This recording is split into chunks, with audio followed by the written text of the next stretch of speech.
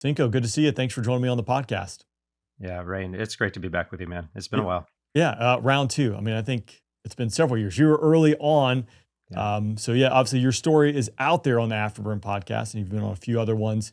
Today, I'm excited to talk because one, you have a book coming out, Unlocking the Last 20%, that's coming out here very shortly. And then just with your expertise when it comes to AI, being a test pilot, the planes you've flown, the things you've done, there's been a lot that's transpired in the aviation world over the Yeah. last couple of years. So I think we have a few things to talk about, and I'm curious to pick your brain on a few of those. Yeah, no, absolutely. Glad to be with you. Glad to share my uh, biased perspective on life and aviation and what have you. But yeah, I think you're absolutely right. There is just so much change that has happened and continued changes on the horizon. Maybe it'd be a good point to start just from a catch up standpoint. I believe last time we spoke, you were starting to dabble into the artificial intelligence space, specifically with the Mhm. United States Air Force. So, could you give me kind of a quick recap of what you've been doing over the last couple of years and how you fit into this puzzle piece that is now the surge in artificial intelligence and aviation? Yeah, no, absolutely. I joined you back when I was the director of the MIT and Department of the Air Force AI Accelerator. So our organization was trying to help shape dual use technology, dual use research in partnership with MIT and MIT Lincoln Labs to make sure that we're able to, focus on some of the equities that the department would care about, so Air Force and Space Force. From there, I had the opportunity to go down to Eglin Air Force Base, and I became the 96 Operations Group Commander. So that base is a developmental test base primarily. There's actually like 9 wings that are on that installation. It's a humongous installation, but the test wing owns the base. I was the ops group commander there, so I had 8 different units that I oversaw, and that ranged from the operations support squadron. So we ran the busiest airfield and busiest airspace in the Department of Defense, or Department of War, whatever Changes. flavor, yeah, whatever flavor you desire. But it was very busy airspace. So I oversaw the airfield itself, the air traffic control that, and then I oversaw. C-130 test. So from the C-130 to the AC-130 to the MC-130 to the EC-130, I oversaw A10 testing, F-16 testing, F-15C, E, and EX testing. So that was my platform that I flew while I was the OG down there. Flying the EX was really a thrill too. One day, you'd fly the C model, the next day you fly the E model, the next day you fly the EX, and just kind of, live in that world was thrilling. I oversaw like E3 testing and then the development of E7 testing, what that was going to look like. We also had all the rotary wing, so CV-22s. We had the MH 139. We had the UH-60. We had the UH-1. HH-60 whiskey is really what we were overseeing, and then the search and rescue testing also fell under my purview. I had a detachment out at Nellis Air Force Base, and we had a squadron in my group that did all the weapons testing. So all weapons that go on an aircraft are tested by this one squadron that was underneath my group, which was fantastic. So that's like little itty bitty bullets to Right. hypersonic weapons. Um, on top of that, we had the small UAS testing, so group 1 through 3. And then we had the group 4 and 5 testing. So this is like the first instantiation of collaborative combat aircraft. So high performance uncrewed systems. And that was fairly autonomous, but we were bringing in AI agents to that discussion. So I had my experience with MIT, brought it into my OG experiences. We were bringing AI and autonomy kind of to a new level. And because of my MIT experience, I was also dual hatted as the OG. So I ran the things I just mentioned, but I also was the chief of AI tests and operations for the Department of the Air Force. So I oversaw the operationalization of machine learning from generative AI all the way to AI enabled autonomy. And that was interactions with the Pentagon, helping develop policy, training, approaches to adopting this technology ethically and successfully. There's a couple things to talk about just there in that. I'll start at the back because CCA is the combined or collaborative combat aircraft. Hmm. I think recently, the last like 3 months, we've saw an F-22 control a CCA from an iPad, it sounds like, or some device similar to that. I would like to get your take on the future of fighter pilots, CCAs, a near peer high end fight. How does this all fit together? Yeah. I don't think we know yet. We're trying to figure all of that out, of course. I think that there's a lot of potential. There is a lot of challenges that face us. Collaborative combat aircraft are an exciting opportunity for us to bring in high performance uncrewed systems. The level of control that an operator is going to have is going to vary. I mean, let's be honest about it. We're going to need systems that are separated from the ground station and are connected into fighter cockpits. While we have been flying uncrewed systems for decades successfully, this is a completely new challenge. Yes, the autonomy is there. Yes, AI agents can be trained to do certain things. The connectivity between the operator, and that operator may be in a fighter cockpit, that operator may need to be separated and be on the ground somewhere. That operator may also need to be literally disconnected from a system that's doing something autonomously for a period of time. But that communication is a real challenge. We don't fully appreciate uh, the the depth of technical connectivity interoperability between these systems, the communication, the data links, the fail safes, the other aspects of ensuring that sensors, platforms can effectively be controlled and have human overseeing like the operations holistically. And so it's an exciting opportunity once again, but a real challenge. And I think the reality is autonomy is the future. I just don't know what level that's going to look like yet. I think we're going to be most successful in continuing to bring in autonomy into manned cockpits because we've seen life-saving autonomy already in cockpits, and that's great. I think there's offensive and defensive autonomous capability, and then trying to figure out how that relays to a system on your wing or disconnected on the wing is probably a little bit too close, but disconnected by a certain distance. And it's coming. I just don't know exactly what that transition is going to look like, and if we are ready to fully embrace what the technology is capable of doing. I can see that. I realize too, you obviously have to navigate the space just based on how tied in you are here. And this is such a new, an emerging technological capability and need. There's some sensitive pieces with it, but just from a layman's standpoint, in my perspective, like I can appreciate the challenges, even if geographically separated by miles or hundreds of feet or thousands of feet, whatever that might be. When we just think about, you know, I don't even say old, like the way air to air long range engagements are conducted, they're very dynamic and they're very fluid. And if we're talking about distances, as Mhm. you've alluded to, in cockpit decisions tied to the cockpit, not tied to the cockpit, tied to a ground station, like all these variables are just Yeah, so challenging. And I would imagine just, one little wrinkle, now you're into secondary, yeah, tertiary plan. What does that look like? So yeah. there's a lot of moving pieces here. Yeah, I mean, and you lose control with a Predator Reaper. It does something autonomously, which is good. It usually goes to a point and orbits, and you hard code that in if then statements. AI agents make that a little more complex because they're trained to do something on their own, if you will. I don't want to anthropomorphize it, but they're going to conduct it differently than an if then statement Right. deterministic agent. And I think that adds another layer that we need to figure out how that how that's going to work.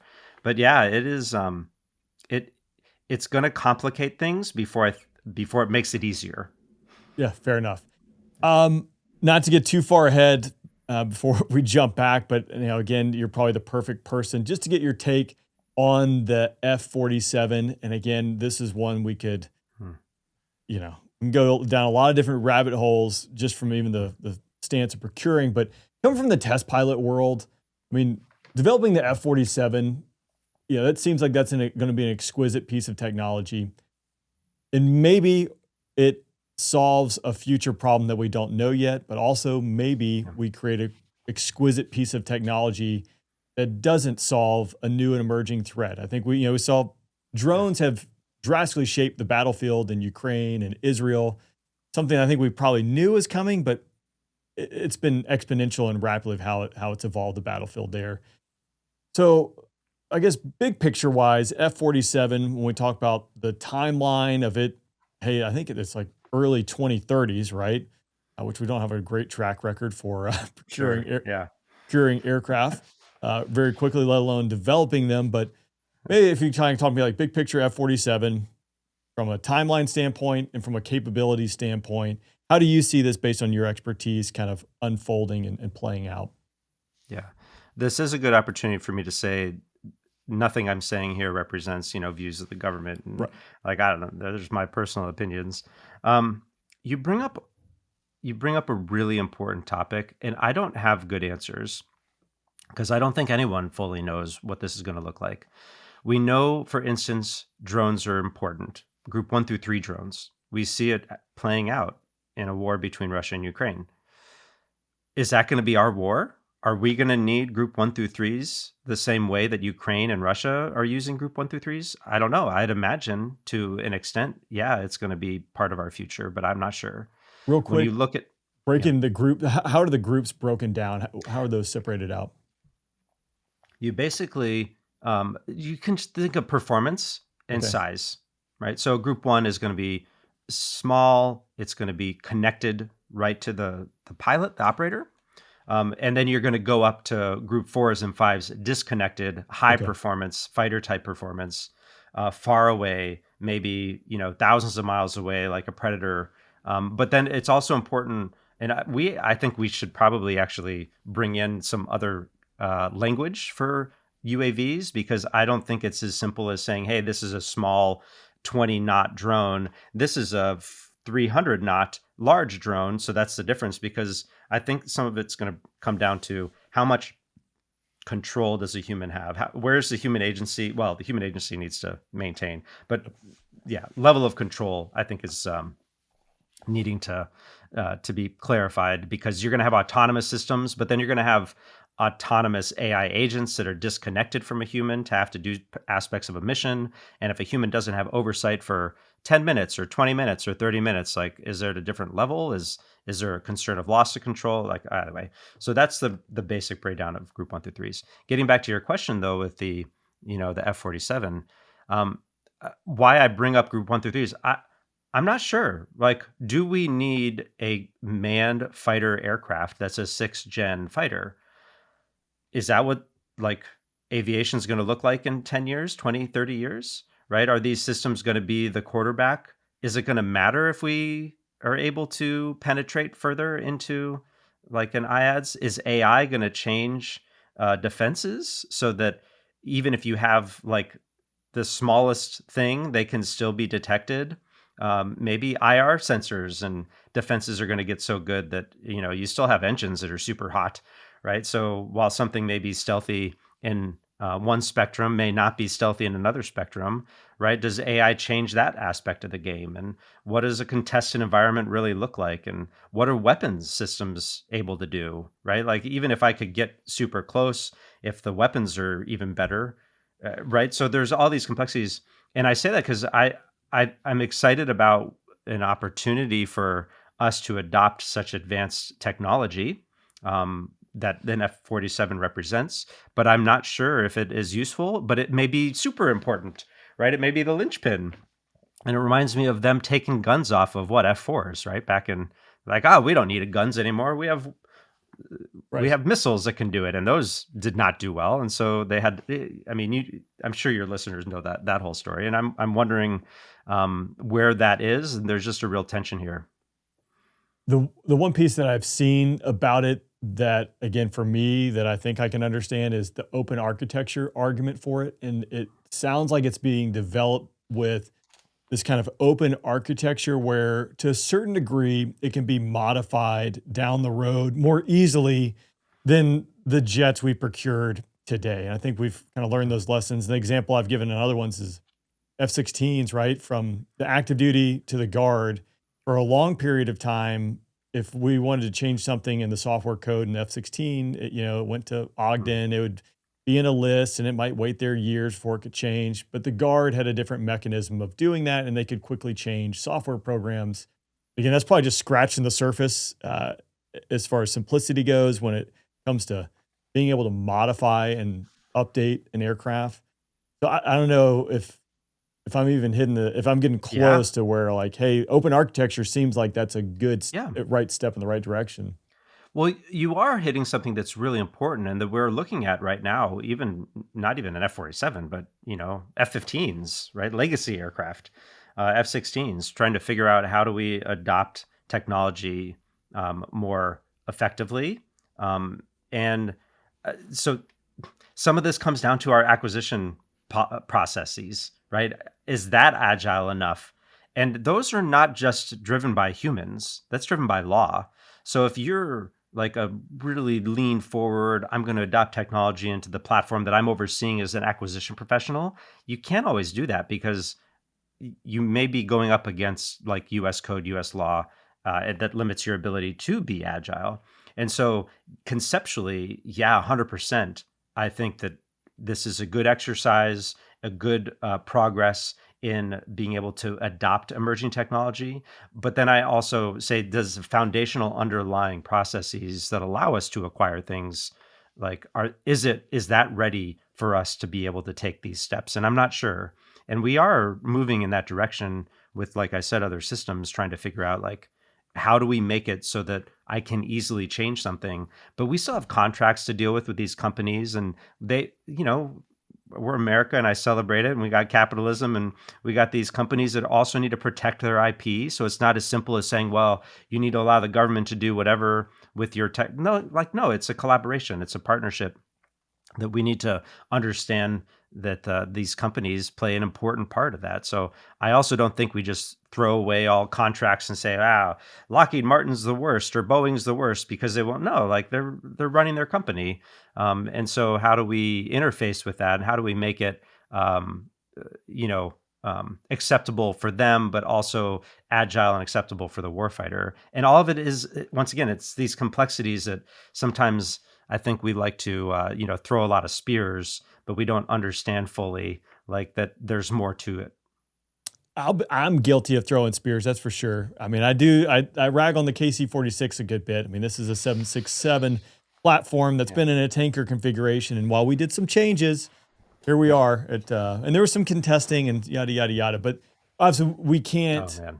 we can't Yeah. take that long to procure and to Yep. change things. That's kind of the moral of the story Well, there in this environment. yeah, and I'll also mention one thing. Well, I can do a sidebar on the KC-46, man. It's frustrating because I don't know who's to blame.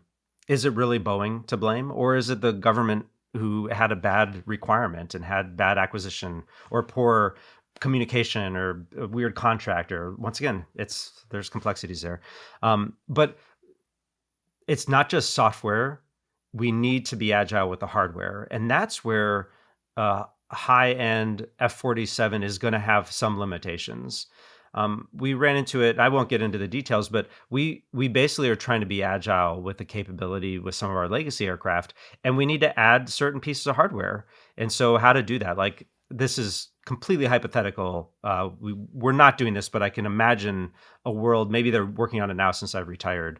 Um, but like if we want to add GPUs or you want to add a new computer to an F-16, like that was not an easy process. Open architecture allows us to adopt software more effectively, but does it allow us to adopt hardware? Well, conceptually, yes, because the hardware limitations are sometimes software dependent, but those are the type of things that we're going to actually need to be able to address too. Like I need to add a GPU to my aircraft, multiple GPUs. Like, can I do that quickly?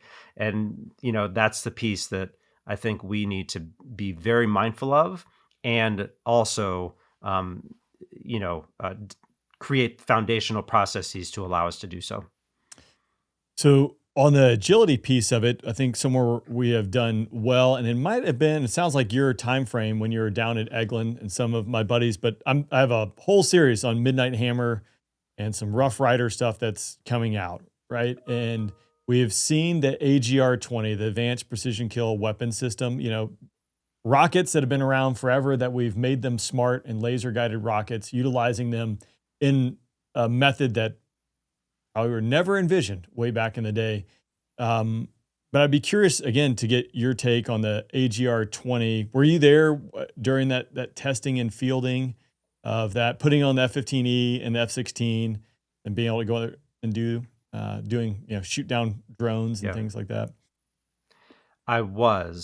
I probably can't talk about it much, but yes, I was overseeing. I was overseeing our effort to make sure that we had a capability that was going to meet the need. Yeah.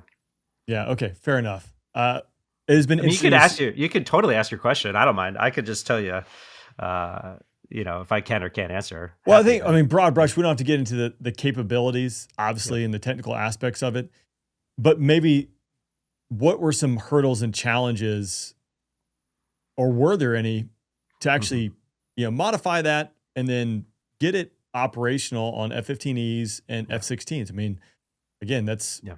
a new weapon system, and being able to employ it effectively is no easy feat. Yeah. I mean, the challenges are unsurprising.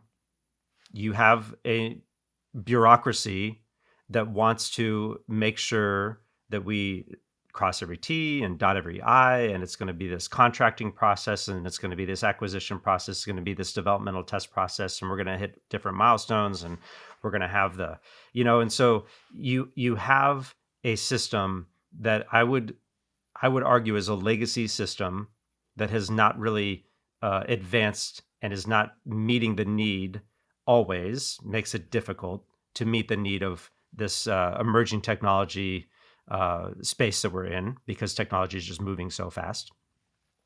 And you're also meeting a legacy mindset of, like, we really need to make sure we test this fully, and they want to take all the risk out of everything. And when I say they, I mean the test professionals and the acquisition professionals, and there's kind of a risk aversion. And we know we've been hearing for years that we need to take more risks, but I fear that those words are very cheap, very easy to say, and our senior leaders say them often, and they mean it. They really do mean it. I've sat down with CQ Brown when he was the chief of staff of the Air Force, and he meant it when he says these things.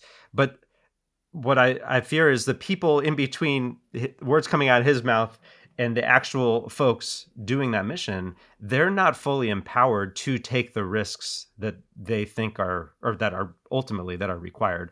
So in this instance, it was, I think, a similar thing, just battling with, like, we need to be able to go do this quickly. Oh, but then you have people, but you haven't filled out this form, and you haven't addressed this, and what about this consideration? You're like, we just need to go fast. Like, we're going to have to take some risks. We don't want to kill the test professionals, and we absolutely can never, like, kill someone on the ground, a civilian, right? Or government civilian either. I mean, like, just a normal civilian, of course, completely unacceptable. But once you get to a certain extent, like, you have to be willing to take some of those risks. And I feel like we're always battling that.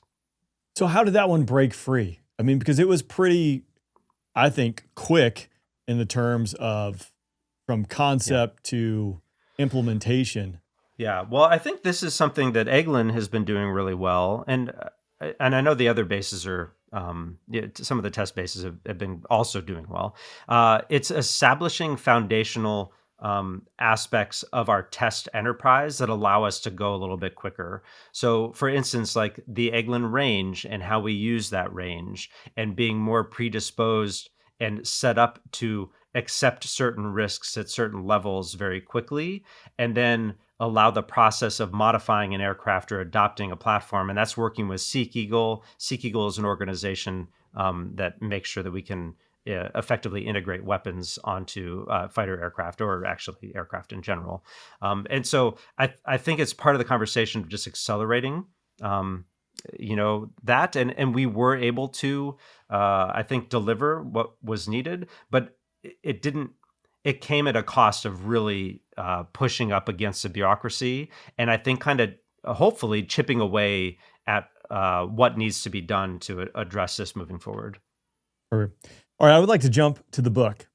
Um, Oh yeah, there, we can go wherever you like with it, but I did, as I was reading through it, and as I kind of told you, I'm about a little over halfway through the book. I was reading it, and so far, really interesting. There's one piece in here that I think would be good to discuss because in my opinion, it highlights a lot of your mentality, your approach, fighter pilot mentality, and being a test pilot. Because one, this sounds absolutely terrifying and a whole bunch of no fun, in my opinion.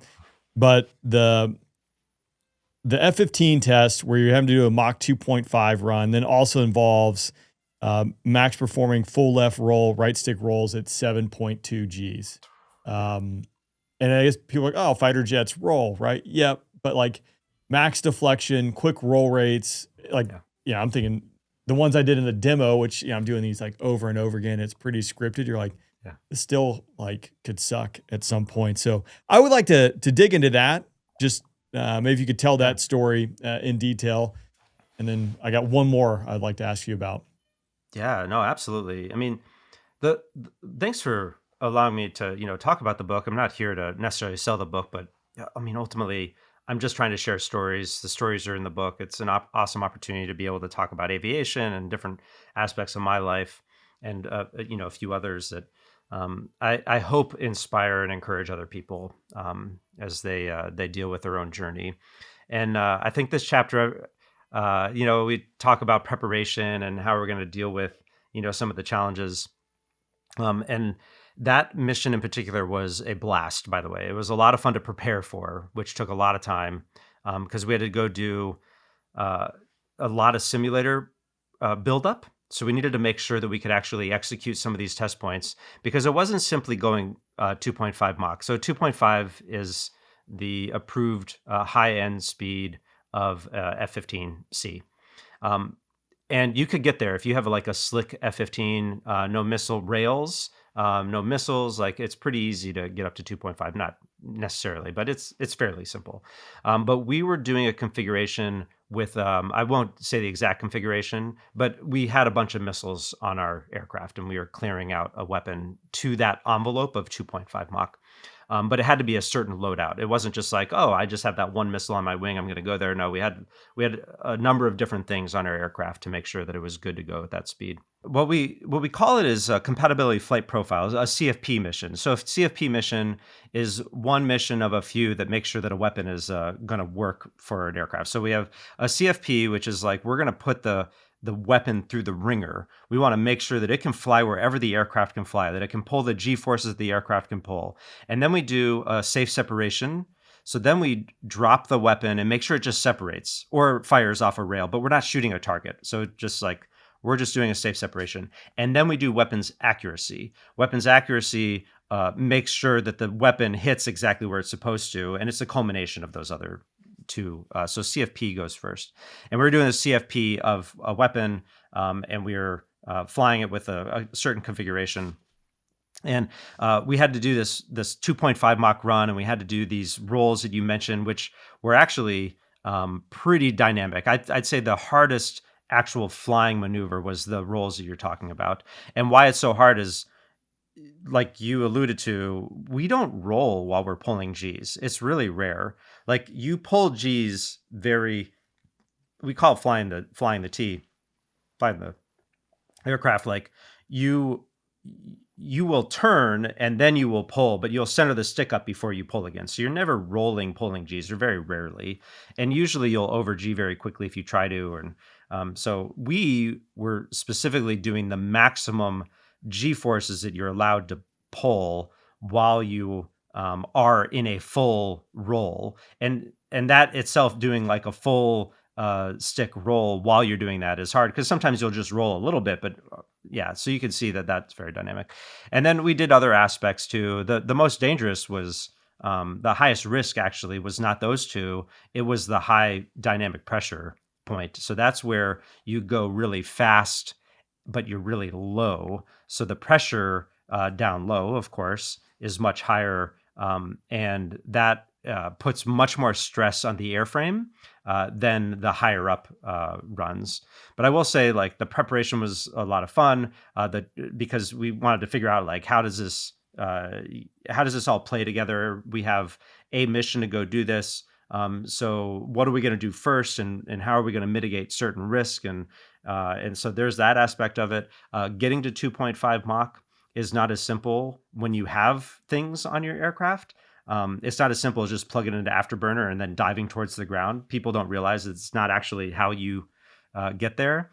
You have to do these certain climbs and descents at a certain rate. So for us, in that point, you would have to be on the tanker, drop off the tanker, and immediately go, within a few seconds, once you've cleaned up from getting off the tanker, immediately go to full Afterburner and then start a climb in full Afterburner at around 0.8 Mach. And you would take that up to around 36,000 feet. And I forget all the specific numbers, but it was something like 36,000 feet. And then you go into a dive to accelerate to 1.05 Mach. And then you climb that up because you're now at like 33,000 feet. Now you climb that up at a 5-degree, climb to get to about 44,000 feet. And then you dive over and get 1.3 Mach. And then you get down to like 39,000 feet. And then you just do this roller coaster, we'd call it, of up, down, basically to get ourselves up to 50,000 feet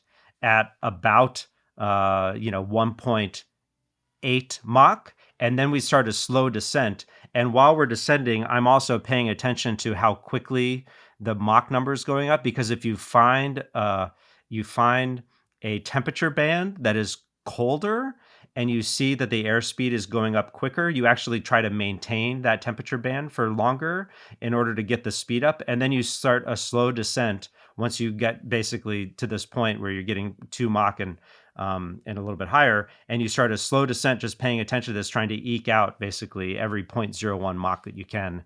And so, yeah, it's for a test pilot, a very fun and exciting challenge and mission. And that was the first point. So you're on the tanker, you do this 1 point first to make sure that you're good to go. And then you run into a 3-hour point, 3 hours worth of points after that, going from the full rows. You have to do like full regular, like you to do brake turns where you're not doing any rolling and get to 9 Gs. You have to do full bunts. I forget the exact, but -4, -3, something like that. You put -3 in the book, which Yeah, also that's sounds right. terrible. -3, Yeah, -4, I think probably at that yeah, point, yeah, we're splitting exactly. hairs, all terrible.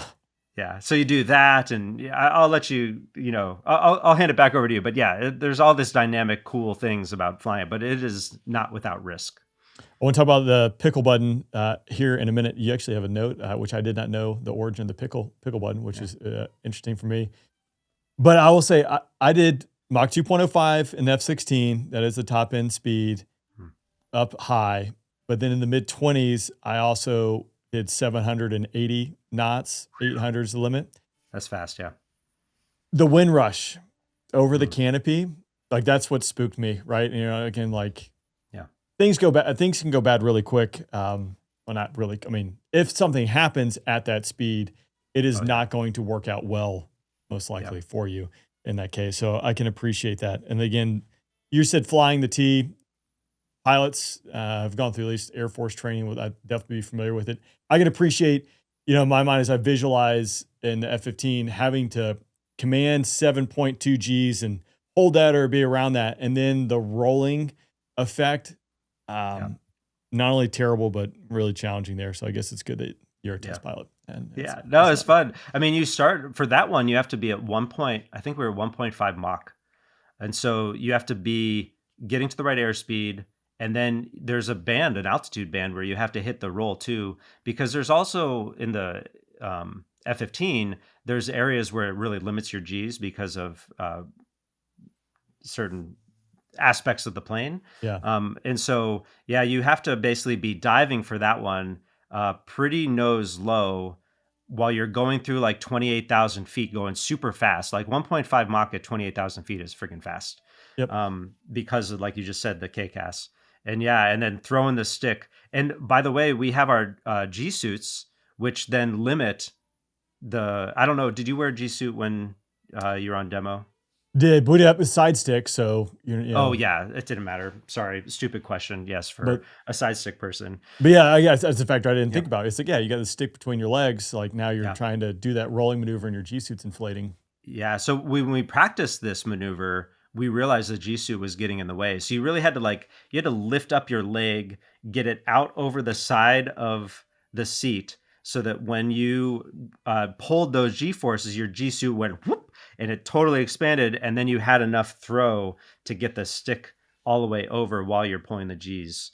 And then you have to maintain the G forces while you're doing this maneuver, which was yes, a challenge. Yeah, I can I can see that because Yeah. C model, there's no beeper, at least, or was there a beeper Yeah, for? yeah. Okay, No, we have a single rate, double rate beeper, and we get a solid tone. okay. And then we hear over G, which I've heard many many times.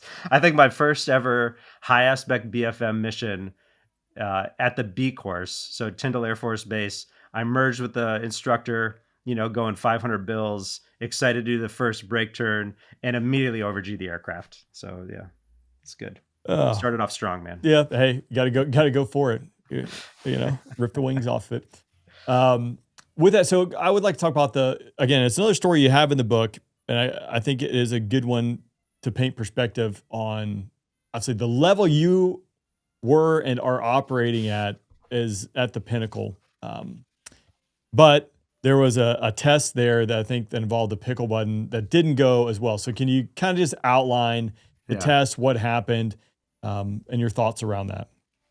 Yeah, so as I just talked about the CFP that we were doing on the Eagle, this was the next step, and this was a safe weapons release off the F-35.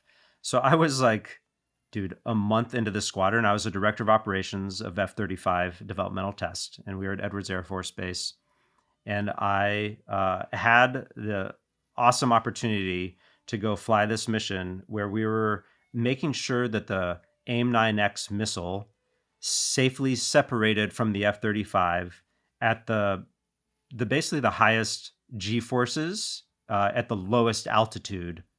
And so the test point was the weapons release at like 2,000 feet over the water while pulling 7 to 8 Gs, somewhere around there. We weren't going for a 9G pull at that point, but we were going for like a AOA. There was something about AOA and G force. So it was around 7.5, 8Gs, something like that. Which is very fast. The point two was at I'm trying to think. It was like close to the airspeed limit. So the F-35 had an airspeed limit, I think 700 kcas from what I Yeah. remember. And so we were around that, like in the high sixes, I believe, what we were doing this point. So we would start off at like 18,000 feet, and then we would push over. And we were like, I think at that point, maybe 550, close to 600 kcas. So we'd push over and we'd dive into this point, and then at like 3,000 feet, we'd go full afterburner. We'd hopefully be around the 680 that we need to do. Then we're side stick now, so we'd pull back basically as much as we could get from it, and that would be around 8 Gs. And then we were to release, we being myself as a pilot, but it's all a test team that does everything, and but release this missile. And so we had practiced it in the sim, and everything was working well, and I felt comfortable. We go out the door. I have a photog on my wing, so there's an F-16 that's flying alongside me doing this whole maneuver too, with a poor, aero photographer in the backseat having to hold the camera up while he's pulling these G forces. Fun job. They actually love it. They're amazing. Dude, and everything, we did a cold run and it worked out great. So we always do a cold pass before we do a hot pass, which means we do everything but press the pickle button. And then we get to the hot pass and everything's set up fine. Very dynamic. There's tankers out there and there's boat clearing aircraft, and there's the guy on my wing, and then there's a controller that is like monitoring the small part of our range and then a large part of the range, and like there's just lots of people. I have a control room with 40 people that's connected back at Edwards Air Force Base, and we get to this point, and I get to the 2,000 foot. I'm at the 8 Gs or whatever. Everything is exactly where it needs to be, and I press the pickle button, and I release it. You know, as you always do when you press the pickle button. You press the pickle button and you release it within, I don't know, half a second, whatever it is. And the missile doesn't come off the rail. And I'm like, oh no, what? Like, knock it off, knock it off, knock it off. Right? What's going on? The missile is hung. And I know basically immediately that in that one aircraft, it's AF1. So it's the first F-35. It's called AF1, and we call it Show Pony. It's a specially instrumented $500 million F-35 that has a requirement that if you release a weapon off of it, you hold the pickle button for five seconds. You have to hold the pickle button for 5 seconds. And I, in the heat of the moment, dude, I press the pickle button like I had done 10,000 times before whenever I'm in training or I'm actually, releasing a weapon, usually in sims, like boop, just press the pickle button, you're done. Dude, that is not what I needed to do there. So I now have caused this missile to go hung in the middle of the Pacific, not the middle Pacific, the range we were in the middle of this range that we were at.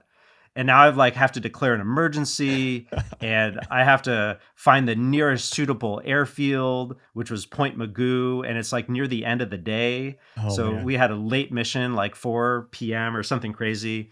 And so I race back. My chase aircraft has to go home and the tanker and everyone I land the Point Magoo on my own. No one else is with me. And, some follow me truck and they're like, man, we're about to close for the day type of thing. And I land and that jet is grounded for weeks basically because I screwed up this test point. And I don't know about you, but being the director of operations, so you're like the hammer in the squadron. You're the one that is responsible for all the operations. And here I was screwing up this super important mission, wasting everyone's time and government money, all because I forgot to hold the pickle button for a few more seconds. It happens. It happens. It does. But that's the thing, right? We all have these stories. We all have been there in some fashion. And I think it's really important for us to appreciate that it is our responsibility to be working hard to try to mitigate risks. And sometimes it's things are still going to go wrong. Sometimes you cause it, sometimes someone else causes it, but it's still going to go wrong. So how are we making sure that we have grace towards other people? How do we make sure we have grace towards ourselves? How do we basically pick ourselves back up? And I really think that phrase in itself, I don't like, because resiliency is not an individual sport. It's a team sport. So how do we help other people? And how do we look to our community around us to pick ourselves or, to help us get back up and to be successful? And yeah, man, it's kind of the story of our lives, if you will. Yeah, I like that. I can appreciate that. My one quick story I have for it is I borrowed some jets from Spangdahlem to fly the Dubai Air Show. Bringing them back to Spangdahlem on a Friday, my wingman has issues with his jet doing pressure disconnects. So we diverted to Sigonella. Land in Sigonella, there's a whole story that goes along with that, but short of it is the next day, hey, this is an air refueling system problem. The jet is taking gas just fine. Hey, boss, we want to jump through Aviano back to Spangdahlem. Well, it's also Europe and it's the weekend. Turns out noise abatement and things like that are definitely a factor, and they don't want fighters flying around. So people are jumping through hoops. Spangdahlem is expecting us there Friday. They can get the jets, they can put them to bed and get back to them Monday, right? Yeah. Now we're doing this huge lift, calling in the maintenance group at Spangdahlem on Saturday. Getting waivers from the local community. Big deal, right? We do make it back to Spangdahlem, and I'm very grateful. I'm always grateful for the maintainers making all this stuff happen. So I have a couple coins that I have flown, I put under G. And so I am handing a coin to the crew chief who is receiving me there. And wouldn't you know it, I just drop it right down straight between the seat and the sidewall there, and I'm just like, man, I am really, really sorry. I have to leave and go catch a flight to fly back to the United States. Oh no. As I just, from your day that was just gonna be a couple hours, now you guys are gonna pulling a seat. And You have to pull the seat. I was just trying to be, like, hey, thank you, but Yeah. I'm sure they is got a chuckle after they were pissed. yeah, I mean, maybe. Yeah, it probably took a little bit of while. It took a little Yeah. while, like, hey, thanks for just completely destroying our weekend and making extra work Yeah. for us. So hey, thanks. They'll always remember that coin though. They'll be Hopefully. like, "Oh yeah, I got that coin. Let me tell you, this douchebag Right. fighter 100%. fighter pilot." He took our jet, he broke our jet and made me stay late. And I'm just like, man, Yeah. I'm really sorry. So, Yeah. Well, at it, least you didn't eat Skittles in the cockpit and drop it's those true. all over. I mean, again, poor form on my part of doing that while I was sitting in the seat. I thought it was going to be a nice gesture. Turns out it was Yeah. horribly executed. But again, having the courage, like, it wasn't a bunch of pistachios. I was just eating in the jet while I was cruising across Yeah. the Yeah. Mediterranean there. So, Yeah. Well, that know, does say something about like integrity. Like it was just an honest mistake on my part. yeah, And we need to be willing to admit those mistakes. And we don't always like, dude, there's been plenty of times in my life where I have not been as forthcoming or I was ashamed and and that happens. But what we really want to build is a culture and a community of people that are willing to accept responsibility, say mea culpa, and then figure out how to move forward yeah, effectively.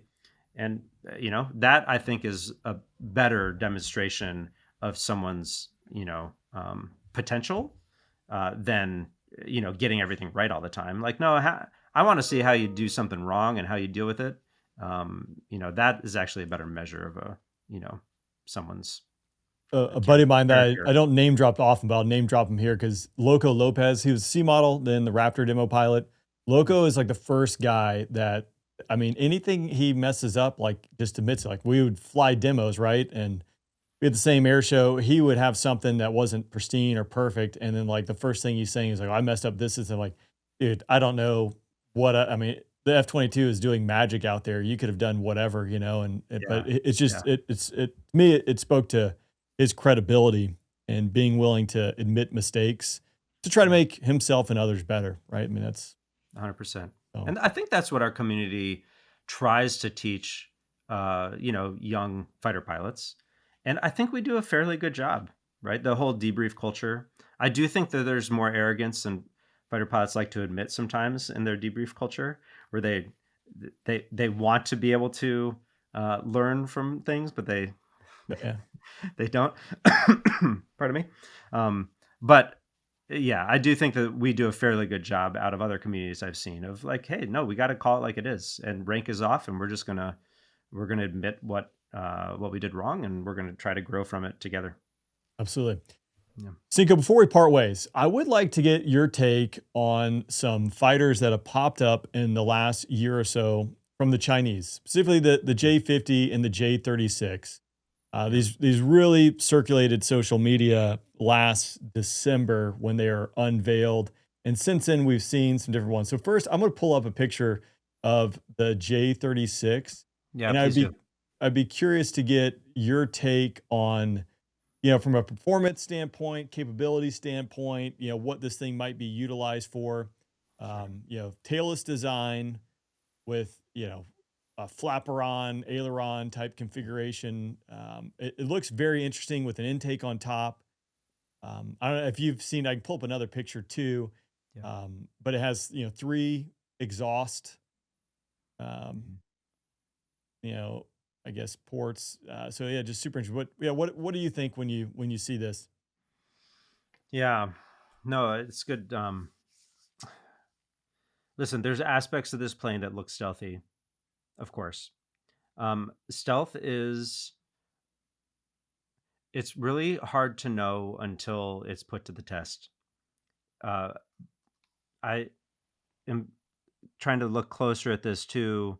Like every aspect of a platform that bumps out into the air is going to be a concern, and how it bumps out into the air and different angles. Of course, we're all aware of like looking at the F-117, that angles clearly are important. Um, and then you have tailless, so that's really good. But mind you, planes don't just fly like towards a radar and that's it, right? They turn and they're off angle.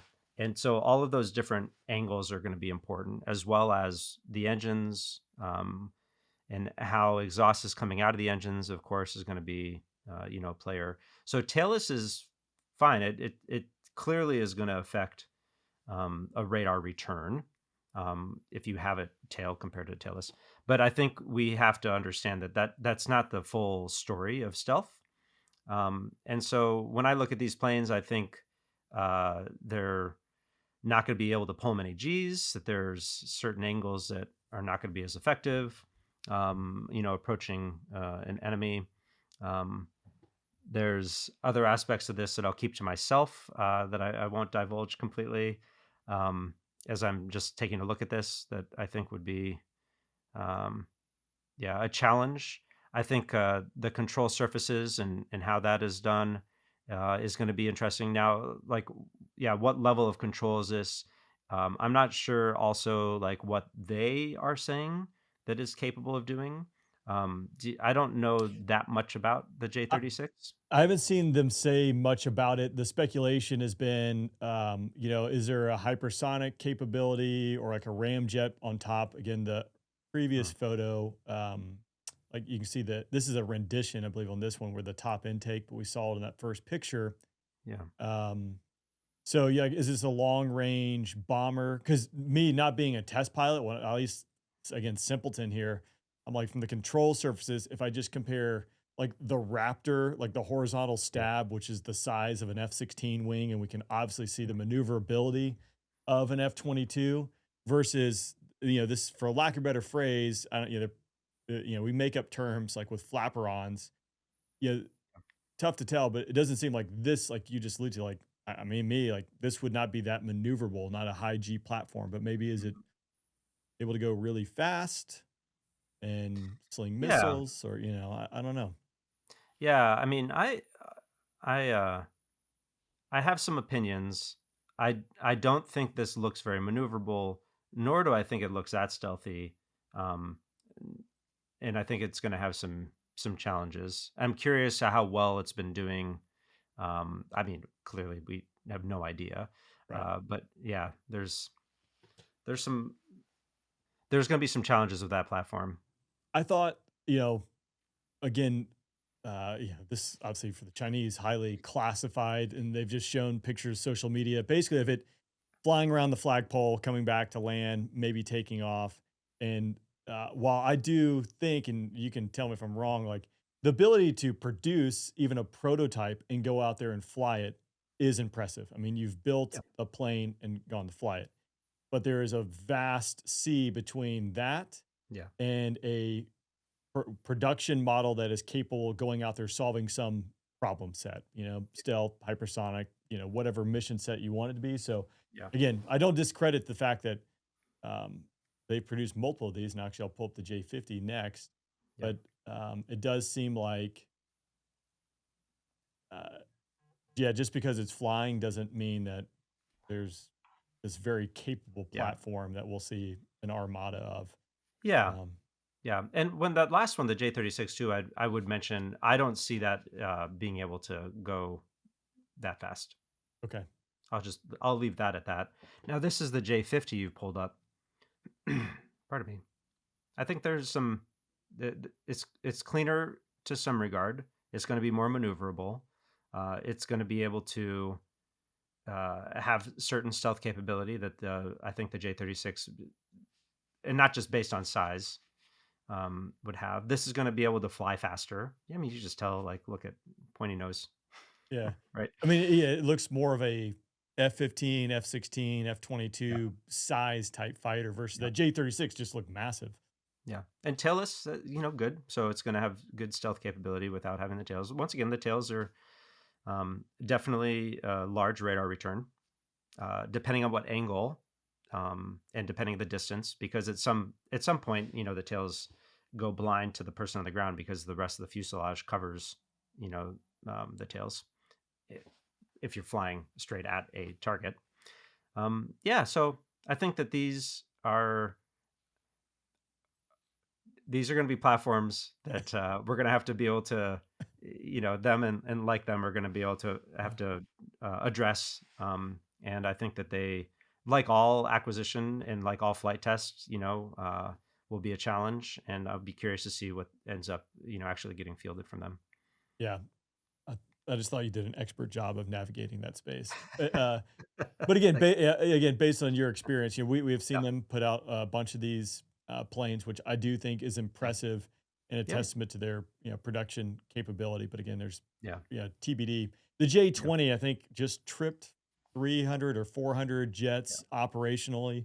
It took them about 6 years to do all Yeah.